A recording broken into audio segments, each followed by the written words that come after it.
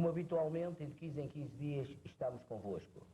Neste programa não nos é possível dar uma cobertura à festa dedicada à Nossa Senhora de Fátima e a outros acontecimentos, porque este programa foi registado no último sábado, dia 12, por conferência do Serviço da Rogers Cable. A coroação do Divino Espírito Santo continua pertencendo esta semana ao Sr. Humberto Martins e as semanas que seguem é para Francisco Cabral, Dimas Menezes e Eduardo Soares. Festa do programa TV. É muito natural e um programa a apresentar brevemente que o programa TV Mosaico seja obrigado a fazer uma grande festa na comunidade para adquirir o material que nos faz falta. Passemos a desporto. Benfica é campeão, mas foi o Boa Vista que ditou a sentença do título. Vizela, Académico e Belenenses já estão na primeira divisão.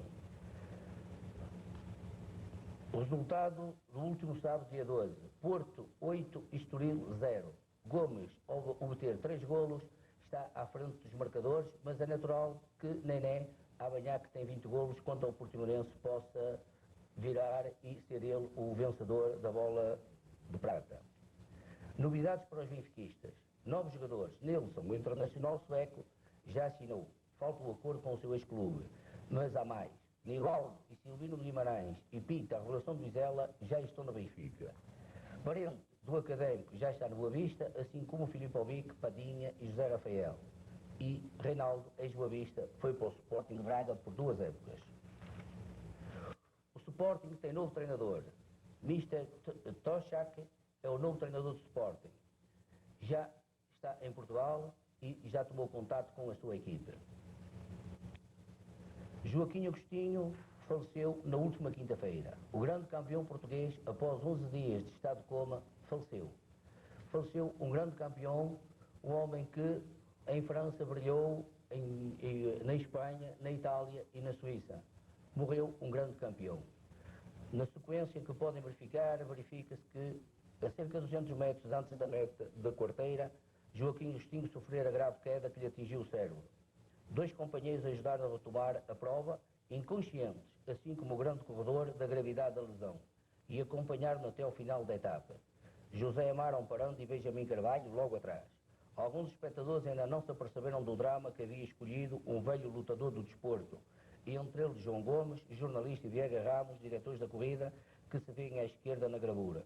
Chegado ao fim da trágica corrida, Agostinho é assistido por Amaro e Marcos Chagas, mas revela no rosto o princípio da tragédia, que viria a desenrolar-se. Aparentemente melhor, é sustentado por um enfermeiro da volta que pretendeu conduzi-lo ao hospital e por um massagista do seu clube. As dores da cabeça já o apocantavam, como estas imagens documentam, mas Agostinho, apesar disso, insistiu em seguir para a pensão.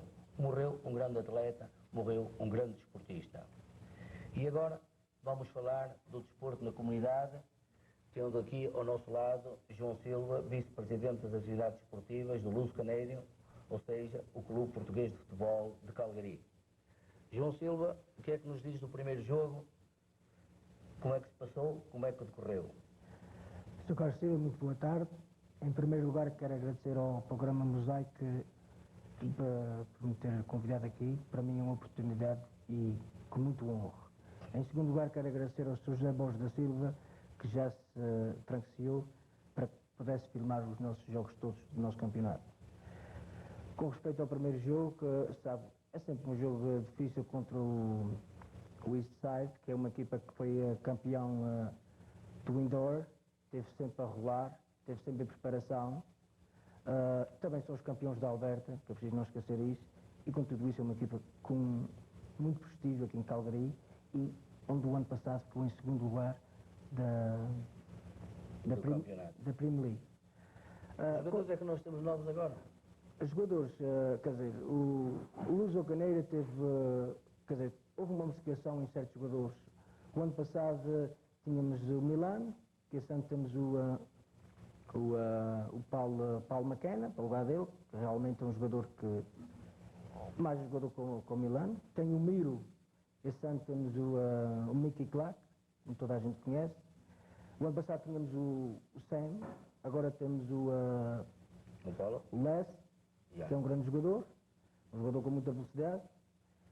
Também estamos à espera do senhor, o filho de Mário Silva, que está a chegar de Portugal. Para as indicações que nós temos, acho que é um bom jogador, não tenho assim, nunca o vi jogar, mas já ouvi dizer que realmente é um bom jogador.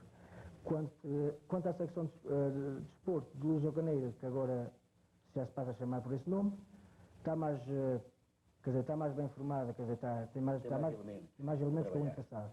Por isso nós esperamos que fazer uma boa carreira este ano no Luz Ocaneiro. Pois, neste programa, hoje é dia 12, vamos jogar no dia 15, salvo erro, não é? Contra o Rangers, às 8h30, mas não vamos falar nisso porque já está ultrapassado quando o programa surgir. Entretanto, nós vamos a Edmonton. Há uma excursão a Edmonton que é para jogar com o Sporting de Edmonton, é retribuir uma vinda deles cá abaixo o ano passado, que será no dia 26 de maio. Uma festa de confraternização futebolista. Confraternização futebolista. Achas que vai tudo correr bem? Eu acho que sim, quer dizer, eu espero que nós façamos a campanha a Edmonton como o ano passado, quer dizer, ganhando praticamente os 2 tornamentos que fizemos com o Sporting e com o All-Star. Pois nós queremos agradecer ao João Silva por ter vindo aqui ao programa, falarmos um pouco, e isto foi muito breve, sobre o futebol, mas outras oportunidades haverá e nessa altura talvez tenhamos outros elementos para dar a conhecer. Muito obrigado, João Silva, pela tua comparência.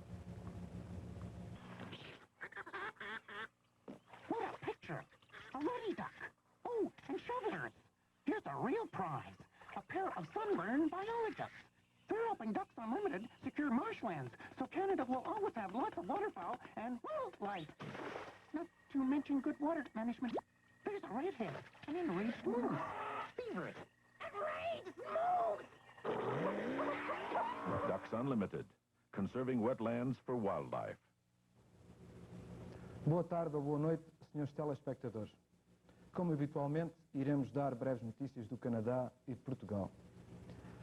Não queremos deixar de frisar, num curto introito, que estamos conscientes do teor das notícias que normalmente apresentamos nesta secção. Elas tratam sobremaneira de calamidades, acidentes e crises. Interrogamos se não estaremos dominados pela psicose da crise com C grande, que avassala os 2 países que nós aqui, imigrantes, mais nos dizem respeito, o Canadá e Portugal. De boas notícias, daquelas que fazem uma pessoa sentir-se melhor depois de as ouvir, estamos carenciados, pelo menos nos meios de informação ao nosso dispor. Estamos contudo alerta e creiam, a culpa é capaz de não ser nossa. É capaz de ser mesmo da crise. Melhores dias hão de vir. As estatísticas oficiais apontam um desemprego de 3,1% em Calgary, comparado com 12,8% no último mês. Este número é superior à média nacional de 11,4%, que corresponde a cerca de 1 em cada 8 trabalhadores canadianos desempregados. O desemprego tem subido em Alberta e BC, e Saskatchewan continua a ter o mais baixo nível de desempregados, com 7,6% em abril. Na última sondagem realizada para obter o partido favorito às próximas eleições, os conservadores obtiveram 45% contra 43,5% para os liberais e 9,5% para o NDP. Esta sondagem indica uma acentuada redução na diferença entre as previsões dos votos para os partidos conservador e liberal. E passemos a notícias sobre Portugal. Em todo o país se fez eco da morte do ciclista Joaquim Agostinho, que resultou da queda numa prova no Algarve. Da polémica gerada à volta do infausto acontecimento sobre a demora da operação cirúrgica, que passado 8 horas do acidente já foi demasiado tarde, fica a passagem de mais um herói para muitas gerações de portugueses.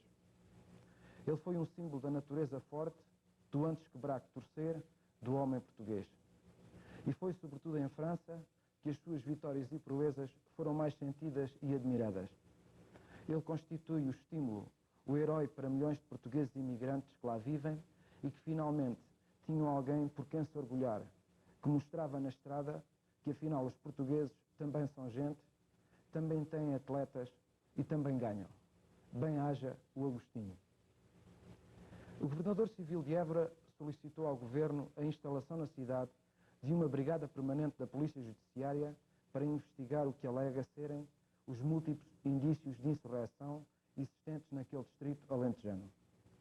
Para além dos diversos atentados com explosivos ocorridos na região, o último dos quais fez 2 mortos, o governador refere a existência de falsos alarmes e de ameaças individuais sobre determinadas pessoas. Seguidamente, vamos apresentar algumas passagens do filme apresentado no passado dia 13 de maio no canal 24 sobre as cerimónias religiosas em Fátima.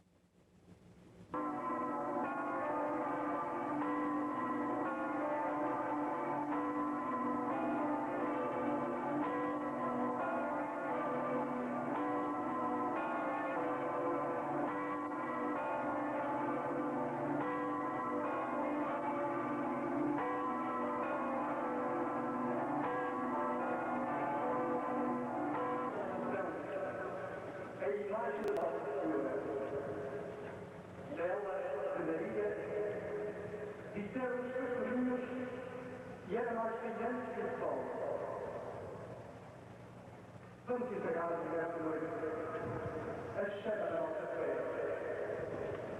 Vamos pedir a Maria que brilhe sempre, como sinal de esperança e consolação aos olhos de todo o povo de Deus deste mundo. E nesta noite de luz, enquanto voltamos a olhar para a imagem iluminada da nossa Senhora, cantemos com entusiasmo o Ave, e que o nosso canto seja o eco do nosso amor profundo e filial para com aquela que o Pai nos deu como mestre.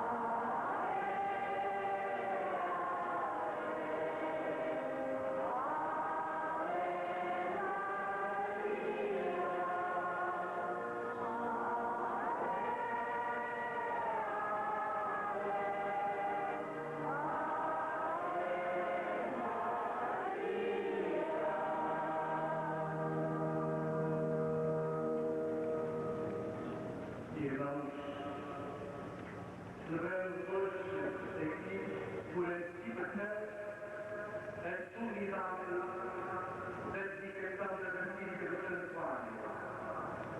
O aniversário ocorre precisamente amanhã. Esta celebração pertence a todos os peregrinos. Demos, pois, graças a Deus, porque Ele quis, com a sua especial presença, santificar esta construção, a Basílica, feita pela mão dos homens, e aceitá-la como lugar sagrado. E à semelhança dos judeus do Antigo Testamento, que manifestavam o seu contentamento quando se dirigiam ao Templo de Jerusalém, cantemos com o coro: que alegria quando disseram: vamos para a casa do Senhor.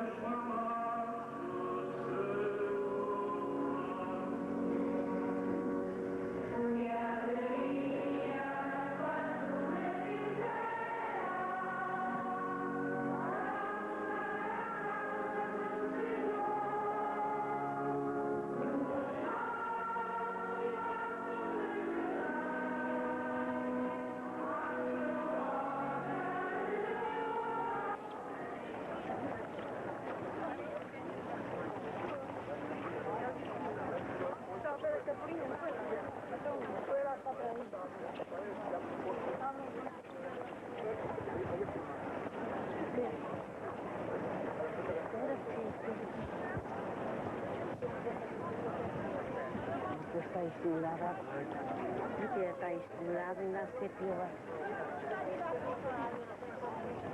Por isso.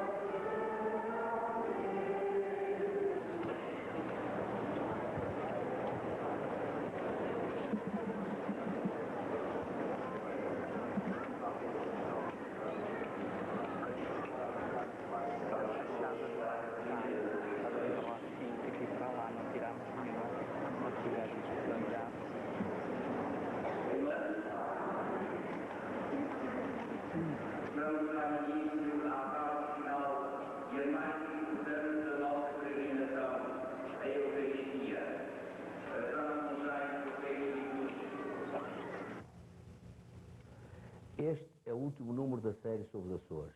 Foi com muito carinho e entusiasmo que falámos sobre as ilhas e é muito natural, agora, que proximamente falemos sobre a Madeira e sobre o continente. Mas voltando ao princípio, comecemos por Santa Maria. É a Ilha Santa Maria em que os usos e costumes puderam subsistir.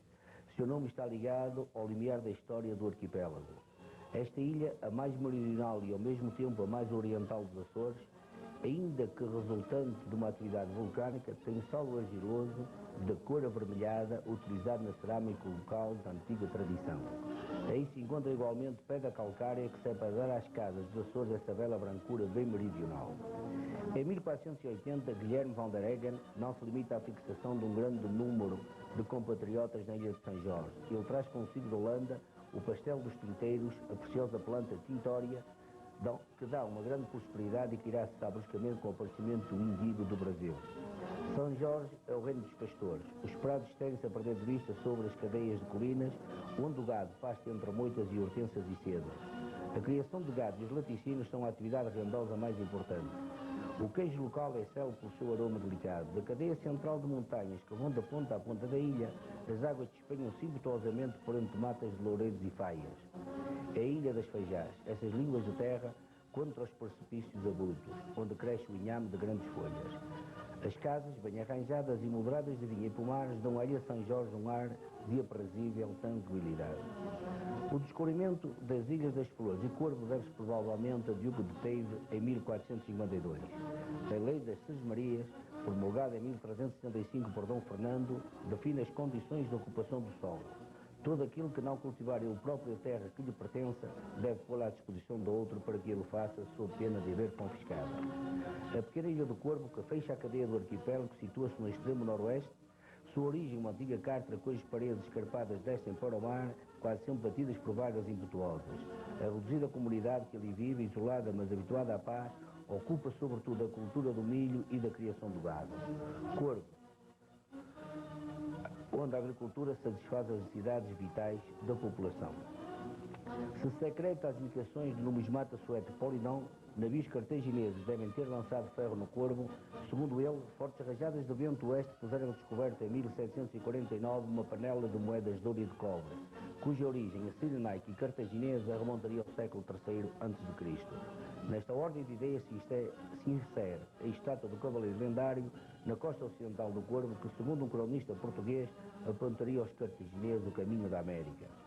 Quando, no início do século XVI, o arquipélago se torna ponto de escala apreciado das caravelas regressadas da Índia, abarrotadas de especiarias, as águas açorianas começam a atrair toda uma legião de aventureiros duvidosos. Os corsários não vinham só pelas preciosidades que os barcos mercantes carreavam, mas investiam também as aldeias, saqueavam casas e igrejas. A terminar, a série sobre os Açores, informado pelo artista açoriano Jorge Ferreira. Mas devido aos grandes encargos, pede-se a que todos os interessados reservem já os seus bilhetes. Só desta forma será possível trazer a Calgary este grande contor e o seu excelente conjunto. Contate com o clube até ao fim deste mês.